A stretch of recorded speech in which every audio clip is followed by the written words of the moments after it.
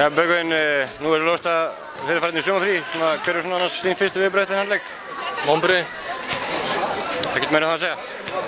Nei, við ætlum ekki að vera í sumarfrí í dag, þannig að við mátti vera með hann leik 45 mínútur en svo í síðasta leik þá missum við þetta frá okkur. Og mér finnst það að skilja allan heill leikið viðbútt. Já, mikið stemningin í kvöld og þeir voru allavega vel studdir af fjölmennum íringum. Já. Gekk dagsplanið upp mestuleyti annars?